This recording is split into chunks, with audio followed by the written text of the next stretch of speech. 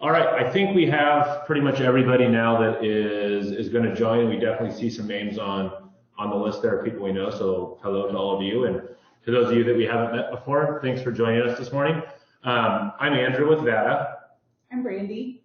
And today we're just going to kind of go over a couple of our infusion products. We have found that this year with the normal avenues where we get to get in front of people, whether that's trade shows or going out and being able to visit people, with that all being put on hold, this is a good way for us to be able to show you some products, how they can be set up, how they can be used, and then answer any questions people might have.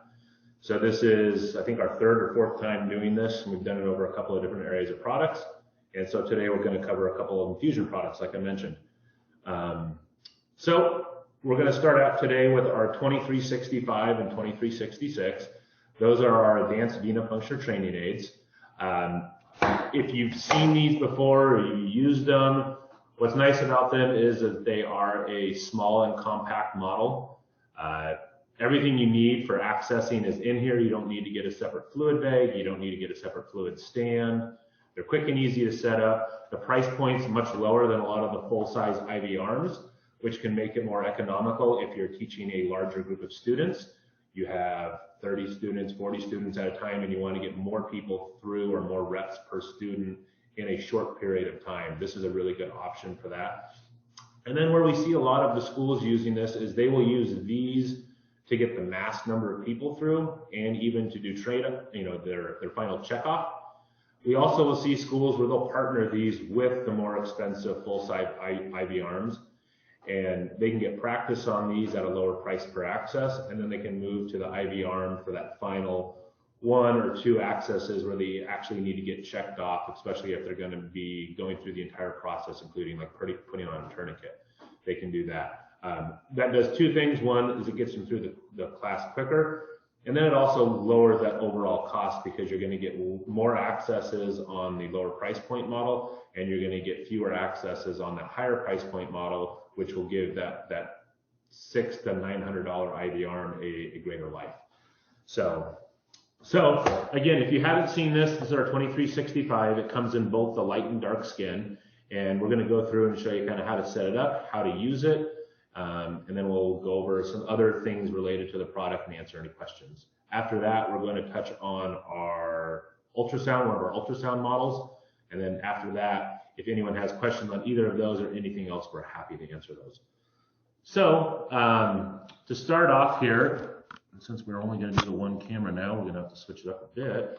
We're going to go ahead and show you how to set this up. So like I said before, this comes in one easy container. There's nothing else you need. So when you get the model, all you're going to do is there is a little latch here. You just push it in, lift the model up. Once you have it up, you're basically ready to start going. You can see here you have your blood. You've got a fluid bubble trap over here. And then if you look at the model, you're going to see, you can kind of see three veins that are light blue, here, here, and here. And then over here, if I can get the light right, you might see the slight raised area. There's a vein right there. It's raised, so you can palpate it fairly easily, but you're not going to see it like these. One of the things we definitely want to point out is this model isn't necessarily for people that have been accessing for years and years and years and know what they're doing. This is going to be a model that's really geared towards those people that have never accessed before, that need to build up their basic skills, build up a little bit of confidence, so they can start on this model here and really get in that practice that they need. It's also helpful for somebody that has accessed for years, especially if they're going to be switching devices. If you're going from one needle style to another, maybe the catheter advances differently or something else is slightly different in the way you need to hold it or use it. It's a great way for the practice and just see how your hand is going to work with that one the best. On the front of the model here, you can see little dots, and those dots are basically going to be the internal lumen of each one of those veins. So what you'll see here is that we have on this side here, you've got your smaller vein, your medium, and then these two veins over here, those are going to be the same size. The difference again being that this one right here, you can kind of see the blue through it, so it's fairly easy to see. This other one over here, they're definitely just going to have to feel and palpate that vein in order to make sure that they're going to go into the right spot. So now that you've seen the different veins and you've seen where you're wanting to access, the next thing you're going to do is you're going to get this model ready to go. So like I mentioned before, it already comes with the blood supplied. Now when you get it, there will actually be a piece of tape in shipping that goes over this just to keep this in place during shipping. Just remove that tape. Next thing you're going to want to do is take this bubble trap. You can kind of you just pull it out, the cap that's on it, you undo the cap, place it back in here, and just snap until you feel it pop into place. Take your blood bag over here, turn that stopcock, and you're going to see right now, you can see that blood flowing through there at the bottom. The first time you use it, it's going to always fill up really easy because there's no little air bubbles in there. If at any point when you're using this model over time and it doesn't start to prime immediately, if you just give it a slight push, and I'm talking a very light push, you'll see it immediately start to fill with blood. Over here now, I should have caught this right when it happened, but you can see that the blood's come up here. What that means is that now all of the veins are now full of blood. There's no air in the system. You've got that little bit of pressure built up in there, and it's going to be ready to go. So now we're going to go ahead and we can go ahead and actually show you us using it. And so I think, again, we're having to switch up our cameras here. I think that will work. And we did a suture video last week and or a couple of weeks ago, and one of the things I definitely had to mention was we are not clinical. So my technique in suturing wasn't the best, and my technique in starting an IV is not the best. I only know from talking with people and trying, so definitely don't pay attention to that. But what's nice again is you have these different veins. So somebody who hasn't accessed before, they can start on this big vein. I can hit this big vein. I could get friends of mine to hit this. They could hit it. It's very easy. The big thing we want people to focus on with this is not so much that they're accessing and getting a blood return and getting the catheter in the correct location. It really is doing it the correct way. So if I'm the learner and somebody's teaching me, they can make sure that my technique is correct and the steps I'm following are correct. And then if I get the access, that's a bonus. But as long as I'm doing it the correct way, getting better and better will be kind of the goal on this. And then I can move down to the smaller veins. So you're able to go in here, you can find your vein, you can go through all the steps of wiping it down, apply traction to it. And let me make sure, yeah, there we go. We'll just go in here. And I don't know if you guys can see there, but I am getting a little bit of a blood return. And if I come out here, you can definitely see the blood starting to fill up at the end of the catheter as I'm pulling the needle back out. And I'm just going to kind of do this so you guys can get the visual on it. Let's advance the catheter all the way in. The catheter will go in, and you can see now that we've got our little bit of blood return there. When you go ahead and pull the catheter out, you will get a little bit of blood on the surface of the model. And you can go ahead and they can go ahead and put their gauze on there just like they would. They could go ahead and actually take a piece of tape and put it on like they would on a patient. I will say this material doesn't let bandages stick to it as well as some materials. So it's not going to stick as well as it would to human skin, but you definitely can go through that step and get that little bit of practice in. Like I was saying, then you can go and you can try other veins, different sizes. You can try different techniques to see what works best for you, and basically get in a lot of that practice. Okay, got a couple of questions on this. I'm just going to try to hit on those really quick. And actually, both questions are related, and they are on a neonate or a pediatric version of this. To be honest, haven't given that one as much thought as probably should have. We would definitely be interested in that, and I believe that both the people that asked that question, I actually know who you guys both are. So we'll definitely reach out to you, because I know both of you are customers, and I can kind of pick your brains on that and maybe figure out what that would look like and how we might be able to kind of fill a void that that may be there. Yeah, and then like you said, it's really portable. It's gonna be really easy to move around. If you're somebody that's in a lab setting up for a class, it's easy for you to move around 5, 10 of these, 20 of these, and get them set up very quick, and also to break them down very quickly. So one of the things we also want to touch on, like I just mentioned, is the breaking down of the model. So the way that the setup was, you can basically do the breakdown kind of the same way. So I'm going to turn this like this. So you're going to do everything you did to do the setup. You're just going to do it in reverse. Let's just move this right here. So the first thing you're going to do is you're just going to want to pull on the stopcock here. You're going to see the blood that's over here in the bubble trap. As soon as I take this blood bag off of this hook up here, it's actually going to start to drain. And it's going to take, probably 30 seconds or so, and we'll just let it drain before it goes empty. You're going to know that the model is fully drained when you see it go clear right down here. So again, if you're doing a large number of these in a class, you can do all of them and then come back and your first one should be completely drained. And then you can start just putting them all away. So you're not actually sitting and waiting for something to happen. So usually it's about 20, 30 seconds. The model will go clear down there. If it doesn't, sometimes you will have to just lift it just a couple of inches off the table. And in that case there, the last little bit of blood will come out. We'll see what it's going to do this time. On this model, one of the big questions we get, we actually have two big questions that we get a lot. One is going to be the needle size to use, and we recommend using a 20 gauge or smaller. We do know a few customers that they don't use anything bigger than a 22 gauge. We definitely recommend 20 or 22 gauge needles. I do know people that have used 16 and 18 gauges. It's not going to ruin the model on your first access, most likely, but anytime you start using a big needle like that, if you're emergency medicine or something along those lines, know that it is going to greatly reduce the life of the model. The other one that we get a lot of is how many sticks can I get in this model?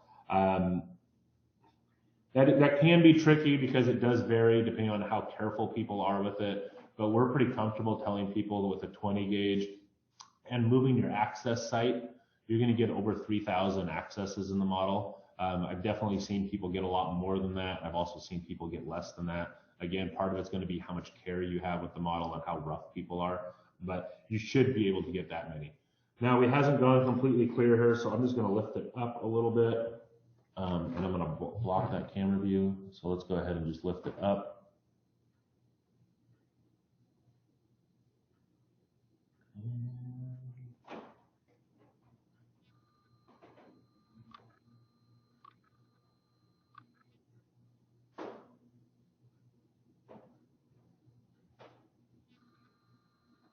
Actually, it is empty because there's no blood up in there. So in this case, I'm going to close that stopcock off, set it back down, then I'll put the blood bag up on the hook, put it into the connector here, snap it into place, remove the bubble trap, close it, put that into place. And it's really important to make sure that when you're closing it, that you do make sure both of these parts are snapped back into place. Due to how soft the material on the skin is, if you don't snap those back into place all the way and you close the model up, you can leave an imprint on the skin that most likely is not going to come out. And then all you're going to do is just close it up, and now it's ready to be stored. Like we mentioned earlier, it does come in a dark skin as well. So you can have both the light and the dark. Models are going to be the same price. They're $311 each, coming with everything in there. And then another big thing that we get from some people is, what do I do when the model kind of dies on me, or it's no longer able to be accessed? And the thing that we used to have on those is we used to actually make it so that you had to return the model to us in order to get that replaced. And a couple of years ago, we started sending out to where we send out the replacement skin and veins to you, along with a little bit of glue to glue it back down to the base. And then we have a short video that's a few minutes long, goes through it step by step on how you can remove that previous skin and vein, put the new one down, and then reattach it. And so you're going to be able to do that after you've done it a few times. It takes 3 to 5 minutes. It's really quick and easy. and then you're going to be able to get a model, basically a brand new model for less than half the price, or about half the price of a new one. So after this, we will send out an email kind of with some general info on each one of these products. That'll come from Brandy, and she'll include maybe a link to that video, just because I know we had at least one person ask us about that, because that is a pretty new thing for us. So yeah, so that's the 2365 model. We do have smaller, less expensive kind of versions of those that are dry. That'd be our 1352 and 1354. Again, those come in light and dark skin as well. And they're going to have 2 veins and 4 veins. There's no fluid in them though. So for a lot of people that are actually doing training on starting an IV, they definitely want to get the fluid, whether it's the ability to get a flashback, or one of the things I didn't mention on this is you can infuse it as well. So if you're somebody that needs to practice the infusion of whatever it is, you can do this on the model. Only thing you're going to do is if you infuse a lot, you're going to fill up the blood bag. But we have had a couple of customers actually hook up a larger fluid bag, allowing them to do more infusion. So a couple of questions. Thoughts and experiences on storing the device liquid, aka fake blood issues when not in use for Yeah. Okay, that's a really good question actually. So when you're going to be storing the model, you definitely want to drain it just like I showed you there.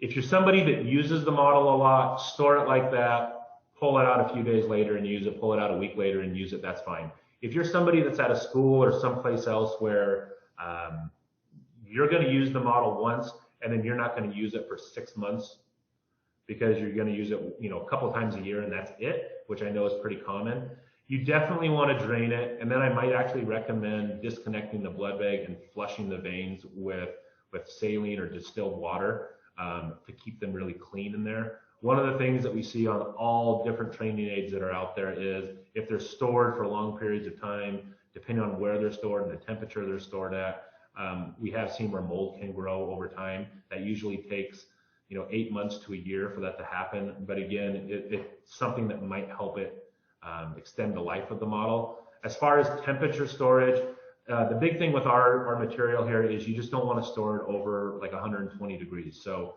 basically the only time it's going to run into that we see is the occasional sales rep for a company who puts it in their trunk in like Arizona and it gets really hot. So as long as it's stored at normal, room temperature, that 60 to 85 degree range, you're going to be fine. Once you get hotter than 100, 120, then you're going to start to have potential issues, but I don't see that being a problem. What's the volume of the blood bag and is it refillable? So yes, the blood bag is refillable. The volume in it, I should know this off the top of my head.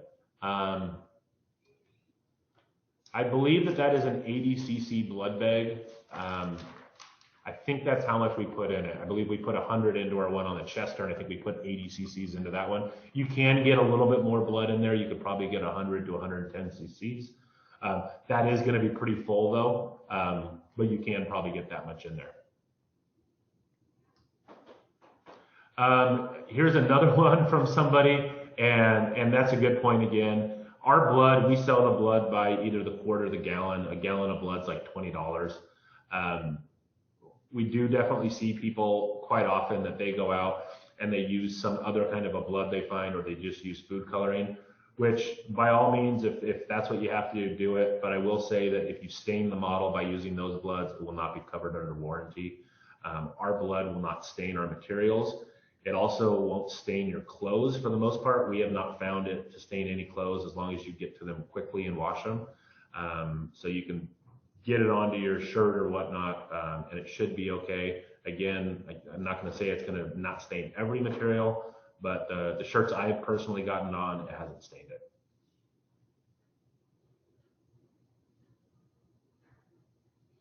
Okay, and again, we are recording this, so we'll send out a link to this afterwards. So I know that there are people that are missing it, and there's some people that have to go because they have busy lives, as we all do. So the next one we want to kind of go over here is one of our ultrasound access phantoms.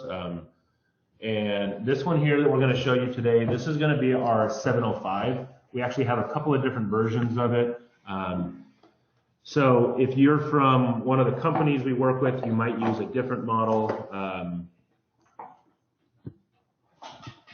And we can definitely include information on that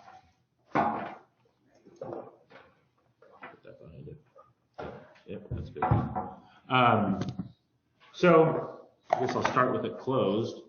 This is one of our models here. This is our 705 vascular access phantom. This one here has, you can kind of see a diagram of it right here. So it's going to have a larger vein. The vein in the middle is a medium-sized vein that's bifurcated, and then there is a smaller, more superficial vein on the other side there. So for anyone that's done ultrasound access, they know that it's a lot of hand-eye coordination, and that can be really tricky for a lot of people.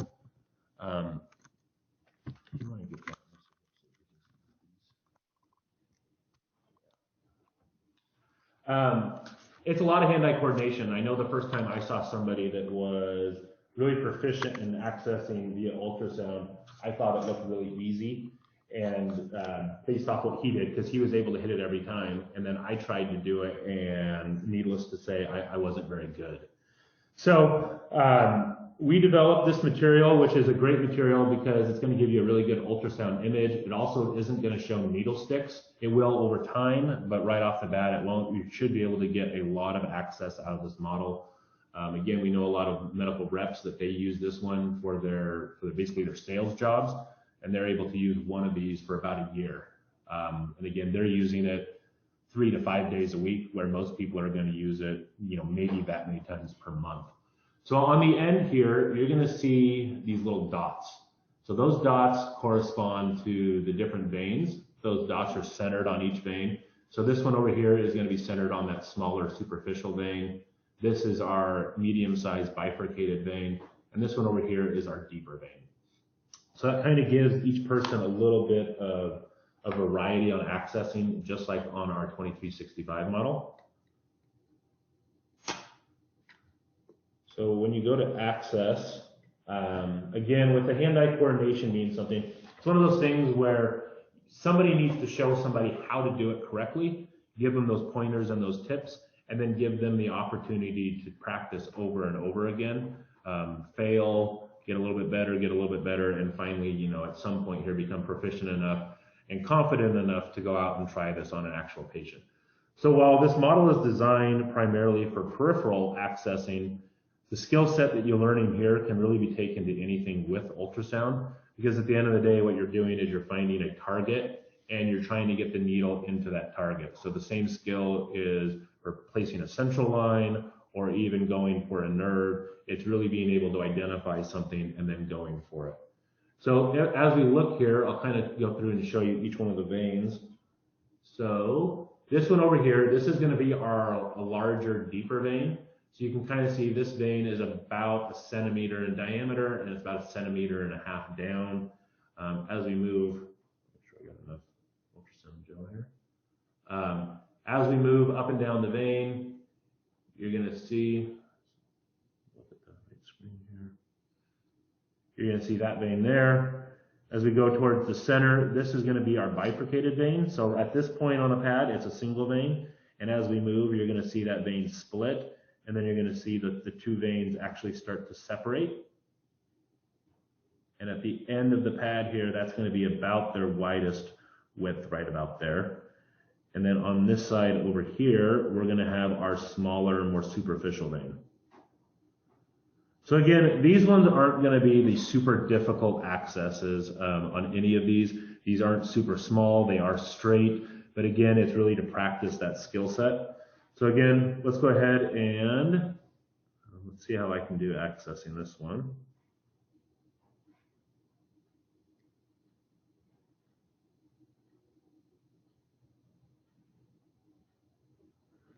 You should see my needle tip right above the vein right now. And then if I can do this right, yeah, you can see I just broke into the vein. I'm going to try to give you guys a different angle here.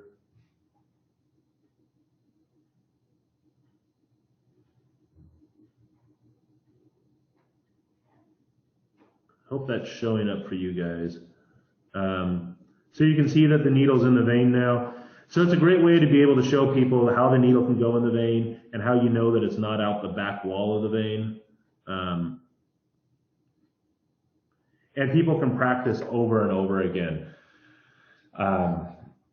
we see it when we go to shows or whatnot, that people basically need that practice. They need to be able to do something over and over again. So if you're able to give somebody a machine, a Phantom, and sit them in a room where they have the ability to sit there and practice 10, 20, 50 times, whatever it's going to take for them to get proficient, then that's a great ability to be able to give them.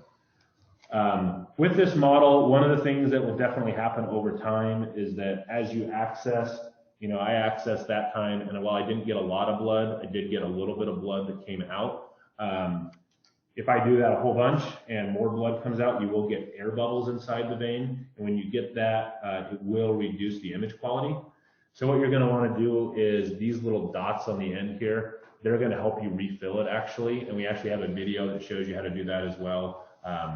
You can go in there, you can refill the vein, pull out all the air, and be able to get that image quality kind of bounce back for you. Like I mentioned, this is just one of our models. So this is the 705. We have the same veins as this model here in darker skin. That's our 706.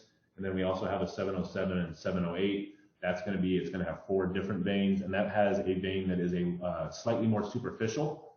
It's going to be about it's either 3 or 4 millimeters from the skin surface, which about is as close as the skin we can get without the model leaking kind of nonstop. So again, you're going to be able to get thousands of sticks on this. Again, using a 20 or 22 gauge needle. Please don't use anything bigger than that if you want it to last longer. If you are doing something where you need to use a larger needle, or you're wanting to practice starting a PICC line and you're using like an introducer, it will work. It's just going to kill the model quicker, basically, and you're going to have a shorter life out of the model. But again, these models should last for a long period of time. When you're done, we definitely recommend just wiping off all of the ultrasound gel that you were using. Again, just like on our previous model for storage, you definitely want to put the model, make sure that it's nice in the base, and then put the cover on. This material is even a little bit softer than our other material. So it is a little bit more susceptible to high heat. We definitely don't recommend exposing it to temperatures over 120, which again, if you're in a school setting, won't be a problem. It really is a problem for any kind of a sales rep that's out and about and that leaves it in their car. We've definitely had that happen to some people, and the pad doesn't survive. So yeah, it should work with all different ultrasound machines. We tried it with numerous different machines from different companies, and it has worked just fine with all of them. The gain on this one, you don't have to adjust the gain super high like I know I've seen with some other models that are out there. You should be able to use it with a more normal gain. We have the gain on this machine at 70% today. So it's not super high. Normally I actually use it a little bit lower, but for the video, it shows up a little bit better. Looks like we have somebody who's got a question here. I'll read it for you. Janet says, our college uses the venipuncture infusion arm for an entire semester for multiple programs. The arms can stay charged with blood for 3 to 4 months. As a user of another product that was found to be contaminated after an extended use period, what do you recommend for a maximum use period before flushing and sanitizing this model? So I think meaning the 2365. As a person responsible for draining and sanitizing the full-size arms, this product looks like a dream.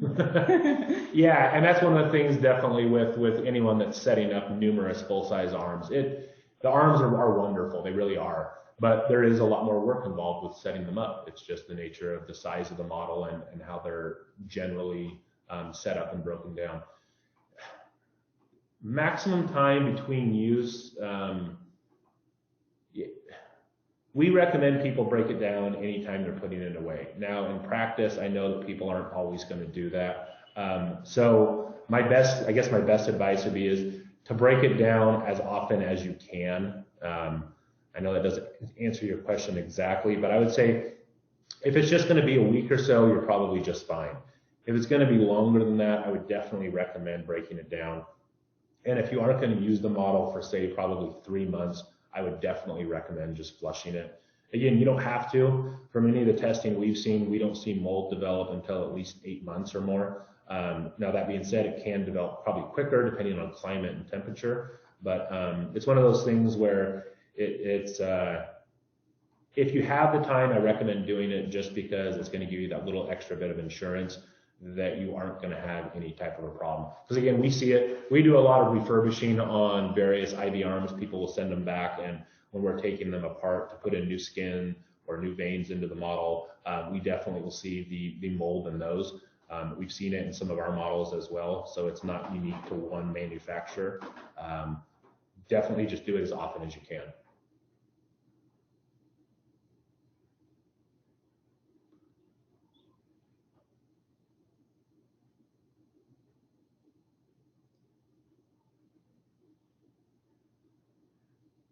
Great products we're using skin.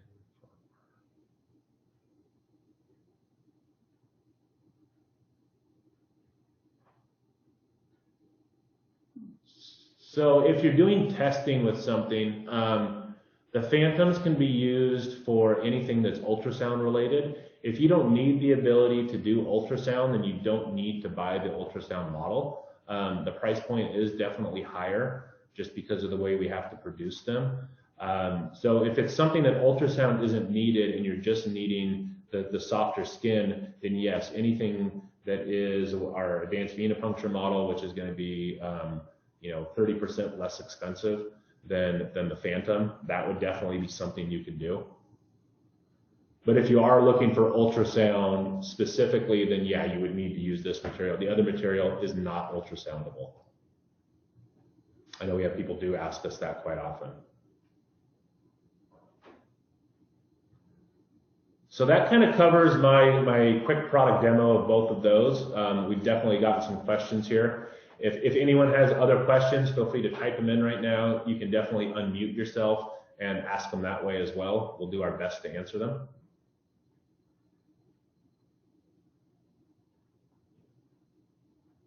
And I'm going to put my email address right here too, so if anybody has any other questions that come up, feel free to email me anytime.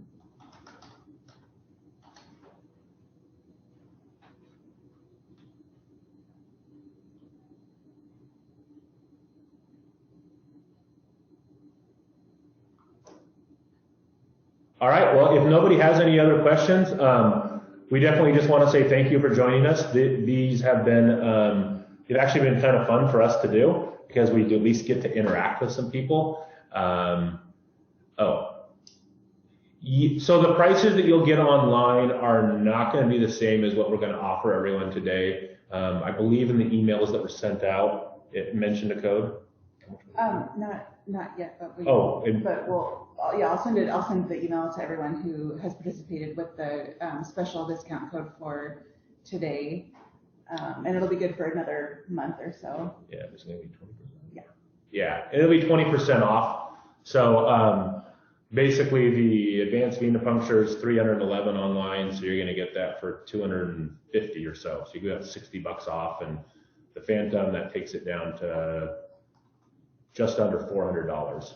But again, Brandy will send you guys that information either later today or first thing tomorrow. And then we'll also include the link to this video for those people that weren't able to stay the whole time or weren't able to make it today.